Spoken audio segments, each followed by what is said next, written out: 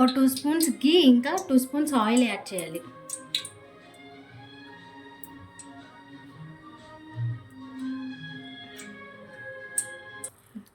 Oil heat అయిన తర్వాత start చేయాలి. ఆనియన్స్,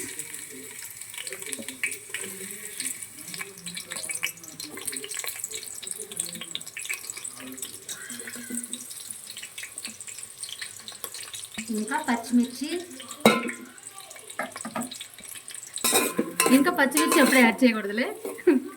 ఆనియన్స్ ఫ్రై అవ్వాలి. బగారా రైస్కి అయితే మెయిన్ షాజీరా యాడ్ చేయాలి. షాజీరా లేకపోతే బగారా రైస్ చేసుకుంటూ మానేసేయండి. నెక్స్ట్ టైం తెచ్చుకున్న తర్వాత చేసుకోండి. ఆనియన్స్ ఫ్రై అయిపోయిన తర్వాత పచ్చిమిర్చి యాడ్ చేసుకోవాలి.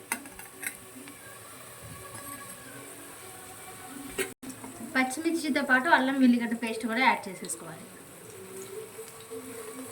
అది పచ్చివాసన పోయేంత వరకు ఫ్రై చేసుకోవాలి. అది ఫ్రై అయిపోయిన తర్వాత కొన్ని లవంగాలు, మిరియాలు కదా ఏంటంటే లవంగాలు కదా, కొన్ని మిరియాలు ముందేసో లవంగాల తర్వాత యాలకులు, దాల్చిన చెక్క యాడ్ చేసుకుని ఫ్రై చేసుకోవాలి. ఫైనల్గా గంట ముందు పెట్టిన రైస్ని యాడ్ చేసుకోవాలి.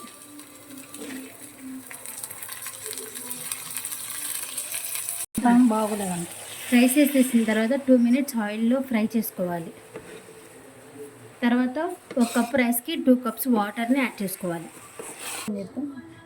సాల్ట్ కూడా యాడ్ చేసుకోవాలి. వాటర్ యాడ్ చేసిన తర్వాత 1 table spoon garam masala add చేసుకోవాలి. ఫైనల్గా కొత్తిమీర, పుదీనా కూడా యాడ్ చేసేసి ఒకసారి తిప్పి మూత పెట్టుకోవాలి.